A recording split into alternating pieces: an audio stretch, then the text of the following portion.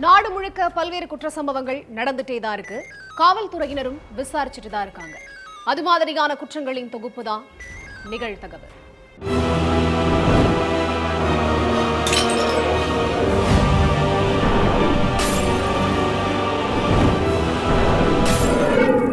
நிகழ்தகவு. மனைவியை கொலை செய்து உடலை வெட்டி பிரஷர் குக்கரில் வேக வைத்த கணவன், நாயை கொன்று ரிஹர்சல் பார்த்த கொடூரம், பகீர் கிளப்பிய எக்ஸ் ஆர்மி மேன், நெஞ்சை நடுங்க வைத்த கொலையின் பின்னணி என்ன?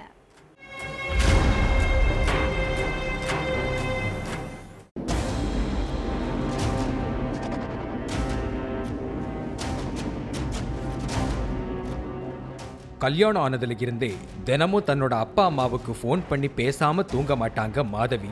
ஆனா ஒரு வாரமா மாதவி கிட்ட இருந்து எந்த ஒரு காலம் அவங்களுக்கு வரல. என்னடா தினமும் ஃபோன் பண்ணிட்டு இருந்த பொண்ணு ஒரு வாரமா ஃபோன் பண்ணல, நாம பண்ணாலும் எடுக்கலன்னு பதறின பெற்றோர் நேரா பொண்ணு வீட்டுக்கு கிளம்பி போயிருக்காங்க. அங்க இருந்த தங்களோட மாப்பிள்ளை கிட்ட மாதவி எங்க, ஒரு வாரமா ஃபோன் பண்றோம் அவ எடுக்கல, என்னாச்சுன்னு கேட்டிருக்காங்க.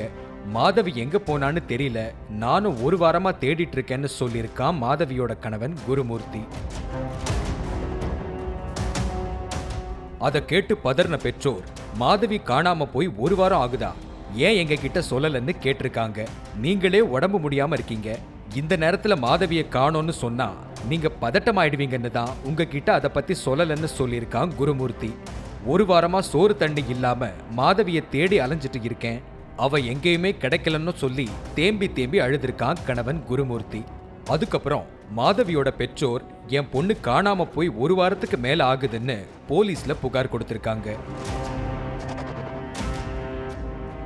அதுக்கடுத்து காணாம போன மாதவியை தேடி விசாரணையில இறங்கியிருக்காங்க போலீஸ். மனைவி காணாம போய் ஒரு வாரம் ஆகுதுன்னு சொல்றீங்க, எதுக்கு போலீஸ் ஸ்டேஷன்ல கம்ப்ளைண்ட் கொடுக்கலன்னு குருமூர்த்தி கிட்ட போலீஸ் கேட்டிருக்காங்க. அதுக்கு குருமூர்த்தி சரியான பதில் சொல்லாம அது இதுன்னு சொல்லி மழுப்பியிருக்கான். அந்த நிமிஷத்துல இருந்து போலீஸோட சந்தேகம் முழுக்க குருமூர்த்தி பக்கம் திரும்பி இருக்கு. அதுக்கப்புறம் குருமூர்த்தி கிட்ட அவங்க பாணியில போலீஸ் விசாரிச்சதுக்கு அப்புறம் தான் எல்லா உண்மையும் வெளியில வந்திருக்கு. ஆந்திர மாநிலம் பிரகாசத்துல உள்ள குருமூர்த்தி மாதவி தம்பதிக்கு ஆண் பெண்ணு 2 குழந்தைங்க இருக்காங்க. எக்ஸ் ஆர்மி மேனான குருமூர்த்தி அதே ஊர்ல செக்யூரிட்டியா வேலை பார்த்துட்டு இருந்திருக்கான். இதுக்கு நடுவுல மனைவி மாதவியோட நடத்தையில கணவனுக்கு சந்தேகம் வந்திருக்கு. போனை எடுத்தாலே யார் கூட பேசுற, வெளியில போனாலே யார் கூட போக போறேன்னு எதுக்கு எடுத்தாலும் கேள்வி, என்ன பண்ணாலும் குத்தம் கண்டுபிடிச்சு சண்டை போட்டுட்டே இருந்திருக்கான். அதோட தினமும் குடிச்சிட்டு வந்து மாதவிய சகட்டு மேனிக்கு அடிச்சிருக்கான். கணவன் எவ்வளவுதான் அடிச்சு கொடுமைப்படுத்தினாலும் சந்தேகப்பட்டு டார்ச்சர் பண்ணாலும் பெத்த அப்பா அம்மா வீட்டுக்கு கூட போகாம அங்கேயே இருந்து சமாளிச்சிருக்காங்க. பொங்கல் லீவு வந்ததும் 2 பசங்களையும் மாமியார் வீட்டுக்கு அனுப்பி வச்சிருக்கான் குருமூர்த்தி. அப்போ அதாவது ஜனவரி 16ஆம் தேதி திரும்பவும் மாதவி கிட்ட சண்டை போட்டிருக்கான். எப்பவுமே அமைதியாவும் பொறுமையாவும் இருந்த மாதவி ஒரு கட்டத்துல குருமூர்த்தியோட அடாவடி தாங்க முடியாம பதிலுக்கு பதில் பேசி சண்டை போட்டிருக்காங்க. என்கிட்டயே குரலை ஒசத்தி பேசுறியான்னு கேட்டு மனைவிய குருமூர்த்தி கொடூரமா அடிச்சிருக்கான். அப்பவும் ஆத்திரம் அடங்காம கையில கிடைச்ச கம்பியை எடுத்து கண்மூடித்தனமா அடிச்சிருக்கான். அதுல நில கொலைஞ்சு போன மாதவி அந்த இடத்திலேயே ரத்த வெள்ளத்துல சரிஞ்சு இறந்து போயிட்டாங்க. ஆத்திரத்துல கொலை செஞ்சிட்டோமே, இப்ப என்ன பண்றதுன்னு பதறின குருமூர்த்தி கொலையை எப்படியாச்சும் மறைச்சாகணுமேனு யோசிச்சிருக்கான். முதல்ல டெட் பாடியை கண்டம் துண்டமா கட் பண்ணிடணும்னு நினைச்ச குருமூர்த்தி மாதவியோட சடலத்தை பாத்ரூமுக்கு எடுத்துட்டு போய் அங்க வச்சு துண்டு துண்டா வெட்டி இருக்கான். அதுக்கு பிறகு அதை தண்ணில வாஷ் பண்ணி குக்கர்ல போட்டு வேக வச்சு வெயில்ல காய வச்சிருக்கான். அடுத்து எலும்பு எல்லாத்தையும் மிக்சியில போட்டு அரைச்சு உடல் எலும்புன்னு எல்லாத்தையும் பொடியாக்கி அதே ஊர்ல இருக்கிற குளத்துல போட்டு கரைச்சிருக்கான். ஒரே நாள்ல எல்லாத்தையும் போய் கரைச்சா மாட்டி போன்னு நினைச்சு 3 நாளா கொஞ்சம் கொஞ்சமா வீட்டுல இருந்து எடுத்துட்டு போய் கரைச்சிருக்கான். மாதவியோட சடலத்தை துண்டு துண்டா வெட்டுறதுக்கு முன்னாடி குருமூர்த்தி முதல்ல யூடியூப் பார்த்திருக்கான். யூடியூப் பார்த்துதான் டெட் பாடியை எப்படி கட் பண்ணணும்னு கத்துக்கிட்டு இருந்திருக்கான். அது மட்டும் இல்லாம யூடியூப்ல கொலை பண்ணி டெட் பாடியை மறைக்கிற மாதிரியான த்ரில்லர் திரைப்படங்களை பார்த்திருக்கான். எல்லாத்தையும் யூடியூப் பார்த்து கத்துக்கிட்டோம். ஆனாலும் பிராக்டிக்கலா பண்ணா ஏதோ சிக்கல் வந்துருமோன்னு அவனுக்கு ஒருவித பயம் வந்திருக்கு. அதுக்காக தெருவுல சுத்திட்டு இருந்த நாயை வீட்டுக்கு கூட்டிட்டு வந்து நாயை கண்டம் துண்டமா வெட்டி அதோட உடல் பாகங்களை குக்கர்ல வேக வச்சு பொடியாக்கி ரிஹர்சல் பார்த்திருக்கான் இந்த கொடூர சைக்கோ குருமூர்த்தி. அதுக்கு பிறகு குருமூர்த்தியை அரெஸ்ட் பண்ணி போலீஸ் ஜெயில அடைச்சிட்டாங்க. அதோட குருமூர்த்தி சொன்ன குளத்துல மாதவியோட உடல் பாகத்துக்கான ஏதாச்சும் ஒரு தடயமோ ஆதாரமோ இருக்கான்னு தீவிரமா சோதனை பண்ணிட்டு இருக்காங்க. 16 வயது சிறுமியை சிதைத்து கொன்ற காமுகன், மகளை காப்பாற்ற முயன்ற தந்தையும் கொடூர கொலை. 4 ஆண்டுகளுக்கு பின் முடிவுக்கு வந்த வழக்கு. குற்றவாளிகள் தண்டிக்கப்பட்டார்களா? நீதிமன்றத்தின் தீர்ப்பு என்ன?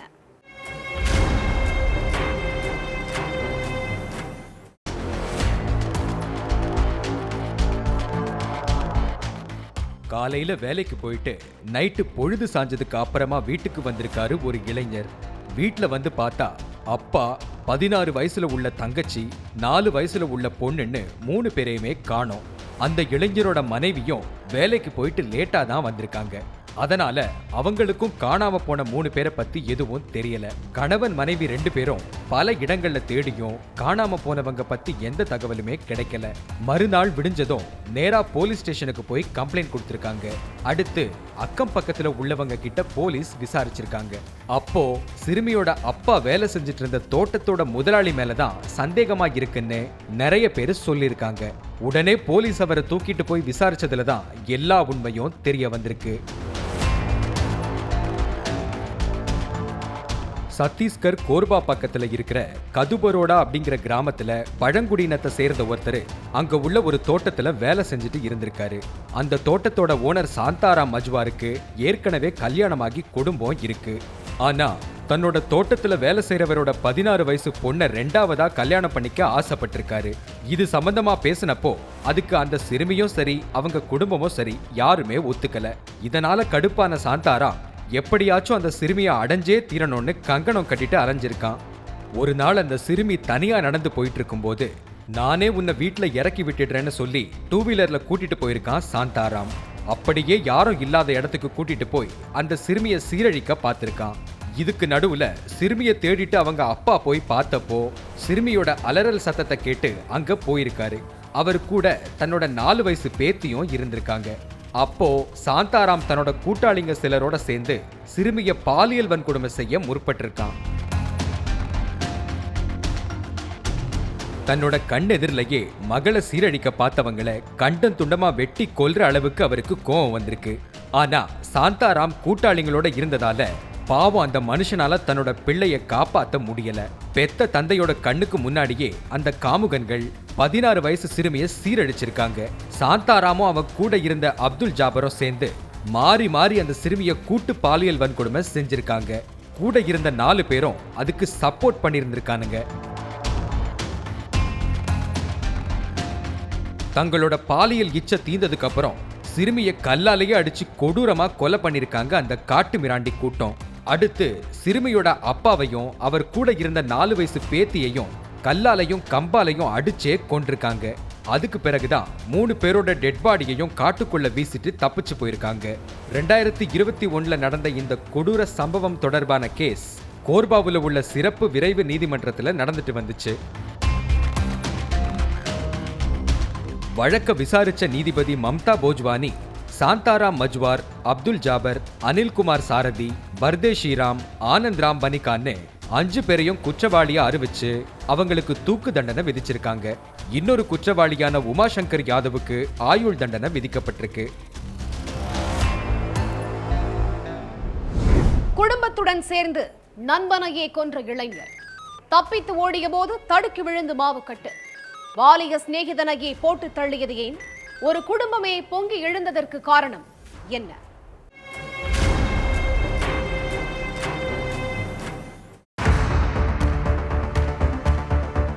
இரவு 7 மணி இருக்கும்.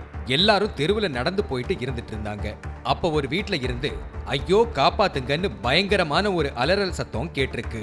சவுண்டு கேட்டு அக்கம் பக்கத்துல உள்ளவங்க ஓடி போய் பார்த்தா வீட்டுக்குள்ள ஒருத்தர் ரத்த வெள்ளத்துல இறந்து கிடந்திருக்காரு. விஷயம் தெரிஞ்சு உடனே ஸ்பாட்டுக்கு வந்த போலீஸ் இறந்து கிடந்த பாலாஜி சடலத்தை மீட்டு போஸ்ட்மார்ட்டத்துக்கு அனுப்பி வச்ச கையோட என்ன நடந்துச்சுன்னு விசாரணையில இறங்கினாங்க. அப்போதான் பாலாஜிய கொலை பண்ணது வேற யாரும் இல்ல, அவரோட க்ளோஸ் ஃப்ரெண்டு திருநாவுக்கரசுன்னு தெரிய வந்திருக்கு. கடலூர் நெய்வேலியை சேர்ந்த விசிக நிர்வாகி பாலாஜியும் அதே ஊரை சேர்ந்த திருநாவுக்கரசும் ஒரே ஸ்கூல்ல ஒன்னா படிச்சிருந்திருக்காங்க. அதனால 2 பேரும் சின்ன வயசுல இருந்து திக் ஃப்ரெண்ட்ஸாவும் இருந்திருக்காங்க. இதுக்கு நடுவுல தான் கொடுக்கல் வாங்கலால பாலாஜிக்கும் திருநாவுக்கரசுக்கும் இடையில சண்டை வந்திருக்கு. இந்த பிரச்சனை ஒரு உயிரையே எடுக்கிறதுக்கு காரணமாவும் இருந்திருக்கு. மச்சான், அர்ஜென்ட்டா 5 லட்சம் தேவைப்படுதுடா, எப்படியாச்சும் ரெடி பண்ணி கொடுன்னு திருநாவுக்கரசு கிட்ட பாலாஜி கேட்டிருக்காரு. நண்பன் கேக்குறானேன்னு சொல்லி 5 லட்சம் ரூபாவை பாலாஜிக்கு கொடுத்திருக்கான் திருநாவுக்கரசு. பணம் கொடுத்து ரொம்ப நாள் ஆகுது, எப்படா பணத்தை திருப்பி தருவேன்னு திருநாவுக்கரசு பாலாஜி கிட்ட கேட்டிருக்கான். மச்சான், இப்ப தரேன் அப்ப தரேன்னு சாக்கு போக்கு சொல்லி அலக்கழிச்சிட்டு வந்திருக்கான் பாலாஜி. அதனால பாலாஜி மேல கொலை வெறியில இருந்திருக்கான் திருநாவுக்கரசு. அந்த சமயத்துல பாலாஜி வீட்டுல மாச சீட்டு ஏலம் விடுறதுக்கு பாலாஜியும் ஒரு சில பேரும் ஒண்ணு கூடியிருக்காங்க. அப்போ தன்னோட அப்பா அம்மா அண்ணன் சித்தப்பான்னு குடும்பத்தோட பாலாஜி வீட்டுக்கு போயிருக்கான் திருநாவுக்கரசு. அங்க இருந்த பாலாஜி கிட்ட நான் கொடுத்த 5 லட்சத்தையும் அதுக்கான வட்டியையும் இப்பவே தரணும்னு சொல்லி திருநாவுக்கரசு சண்டை போட்டிருக்கான். அப்ப 2 பேருக்கு இடையில ஏற்பட்ட வாக்குவாதம் கை கலப்பா மாறி இருக்கு. அதுல ஆத்திரமடைஞ்ச திருநாவுக்கரசோட அப்பா அம்மா எல்லாரும் சேர்ந்து பாலாஜிய கண்மூடித்தனமா அடிச்சிருக்காங்க. அந்த நேரத்துல யாரும் எதிர்பார்க்காதப்ப திருநாவுக்கரசு தான் மறைச்சு வச்சிருந்த கத்தியை எடுத்து பாலாஜிய கண்ட மெனிக்கு வெட்டி போட்டு அங்க இருந்து தப்பிச்சு போயிருக்காங்க திருநாவுக்கரசும் அவங்களோட குடும்பமும். பாலாஜி ரத்த வெள்ளத்துல துடி துடிச்சு அங்கேயே இறந்து போயிட்டாரு. அதுக்கடுத்து தலைமறைவா இருந்த திருநாவுக்கரசையும் அண்ணன் மணிகண்டன், அம்மா செந்தாமரை, சித்தப்பா ஆறுமுகம் எல்லாரையும் கைது பண்ணி சிறையில் அடைச்சிருக்காங்க. போலீஸ் வாகன சத்தத்தை கேட்டு தப்பிச்சு ஓடுறதுக்கு முயற்சி பண்ண திருநாவுக்கரசு தடுக்கி கீழே விழுந்ததால வலது கையில எலும்பு முறிவு ஏற்பட்டு மாவு கட்டும் போடப்பட்டிருக்கு. அதிகாரிகளின் அட்டூழியத்தை ஆதாரத்தோடு வெளியில் கொண்டு வந்தும் ஸ்டெப் எடுக்கவில்லை. அடுத்தடுத்து வீடியோக்கள் வெளியிட்டும் யாரும் ஏறெடுத்து பார்க்கவில்லை. கடைசியாக தன் மீது போய் பாலியல் புகார் அளிக்கப்பட்டுள்ளதாக மனம் நொந்து வீடியோ வெளியிட்ட காவலர் தற்போது கைது செய்யப்பட்டுள்ளார். காவலர் கைதானது எப்படி? பாலியல் குற்றச்சாட்டின் பின்னணி என்ன?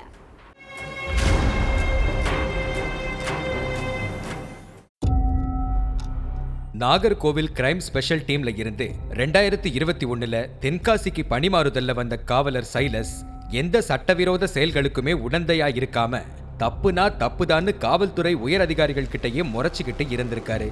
அந்த நேர்மைதான் அவருக்கு பணியில பலதரப்பட்ட பிரச்சனைகளை கொடுத்திருக்கு.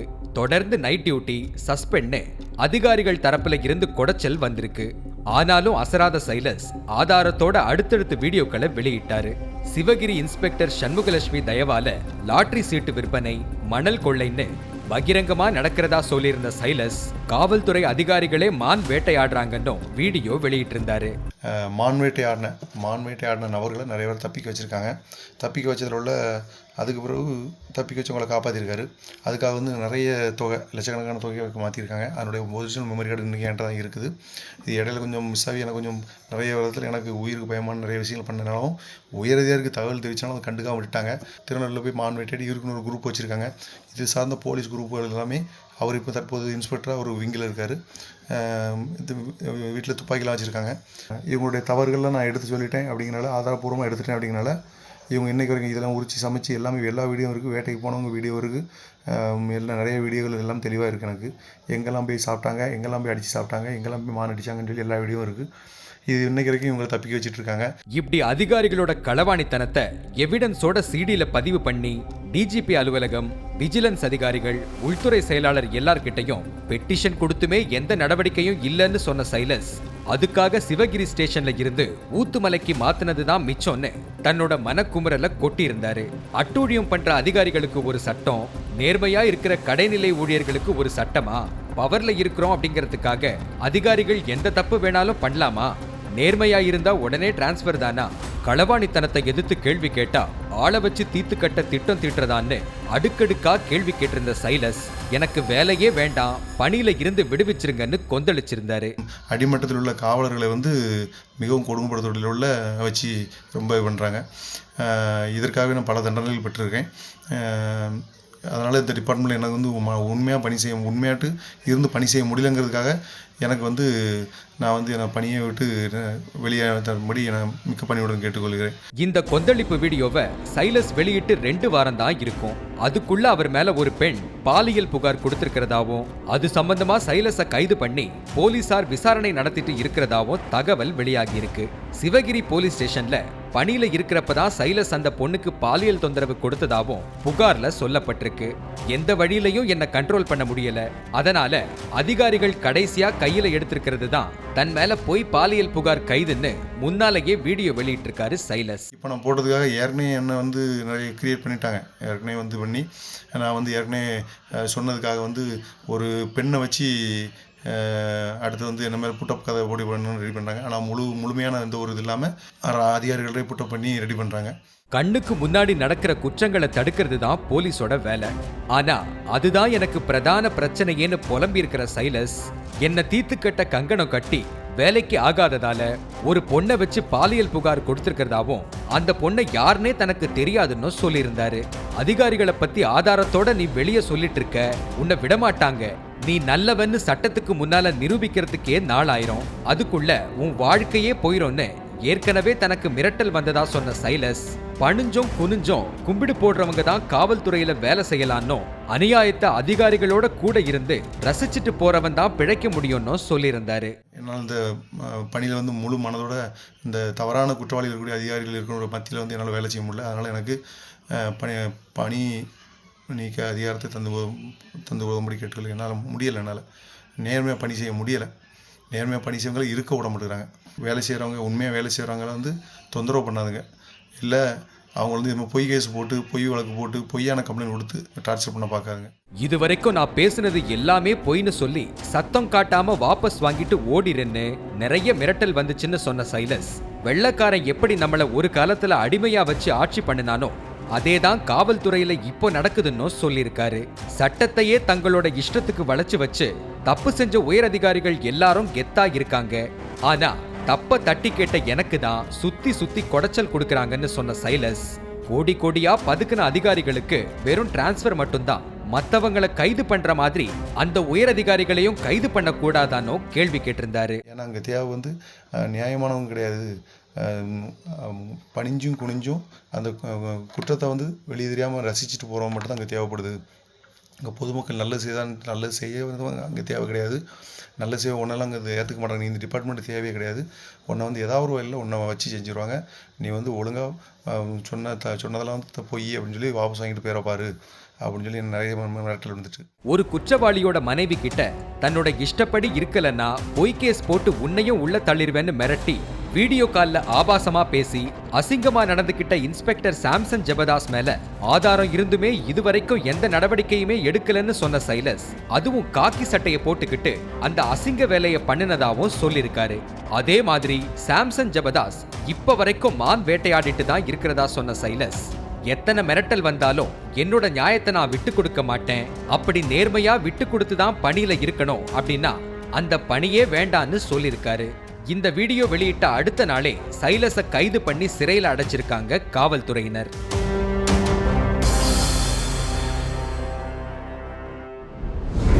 கோவிலுக்கு சுவாமி கும்பிட சென்ற ஃபைனான்ஸ் கடை அதிபர் பக்தியோடு செல்லாமல் கத்தியோடு சென்ற இளைஞர் பின்னங்கால் பிடரையில் பட தெரித்து ஓடியும் விரட்டி குத்தி கொன்ற கொடூரம். தனியார் விடுதியில் நடந்தது என்ன? ஆக்ரோஷ ரத்த வெறிக்கு என்ன காரணம்?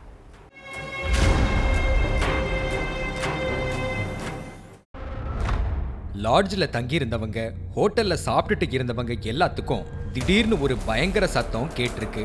என்ன எதுன்னு ஓடி வந்து பார்த்தா லாட்ஜ் வாசல் படிக்கிட்ட ஒருத்தர் வெட்டுப்பட்டு இறந்து கிடந்திருக்காரு. உடனே அவங்க போலீஸுக்கு தகவல் சொல்ல ஸ்பாட்டுக்கு வந்து இறந்தது யாரு, கொலை பண்ணது யாரு, என்ன நடந்துச்சுங்கிற புலன் விசாரணையில இறங்கியிருக்காங்க போலீஸ். தேனி உத்தமபாளையத்துல உள்ள அனீஷ் மேல போலீஸ் ஸ்டேஷன்ல ஒரு சில கேஸ் நிலுவையில இருக்கிறதா சொல்லப்படுது. சமீபத்துல ஒரு கொலை கேஸ்ல அரெஸ்ட் ஆகி கொஞ்ச நாளைக்கு முன்னாடி தான் ஜாமீன்ல வெளியே வந்திருக்கான். ஒழுங்கா வேலைக்கு போகாம கொலை அடிதடின்னு சுத்திட்டு இருந்ததால அனீஷை பிரிஞ்சு அம்மா வீட்டுக்கே போயிட்டாங்க மனைவி. பிரிஞ்சு போன மனைவிய சமாதானம் பண்ண அனீஷ் எவ்வளவோ முயற்சி பண்ணியும் அது தோல்வியில தான் முடிஞ்சிருக்கு.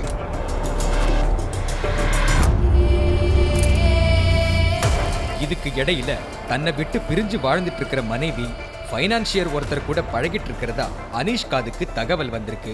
இதை கேட்டு வானத்துக்கும் பூமிக்கும் குதிச்ச அனீஷ் இது சம்பந்தமா மனைவி கிட்ட தகராறு செஞ்சதா சொல்லப்படுது.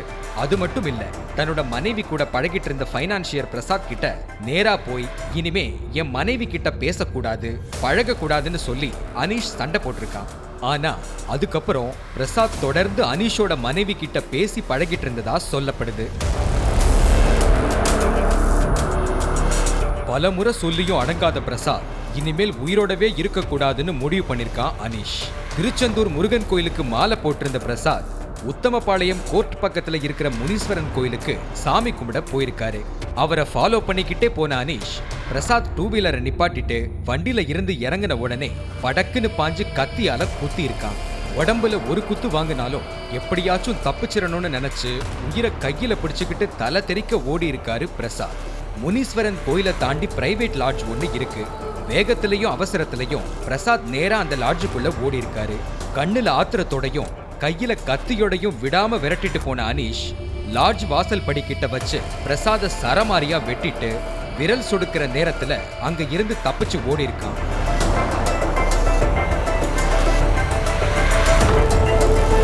இதுல உடம்புல பல இடங்கள்ல இருந்து ரத்தம் வெளியேறி கொஞ்ச நேரத்திலேயே பிரசாத் உயிரிழந்துட்டாரு. கோர்ட்டுக்கு ரொம்ப பக்கத்துல வச்சு இந்த கொலை நடந்ததால அந்த ஏரியாவே பரபரப்பாகிருச்சு.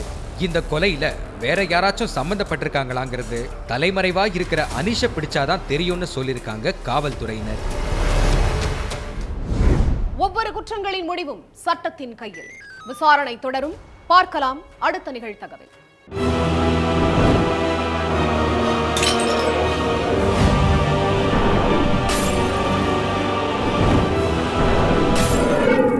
நிகழ்தகவு.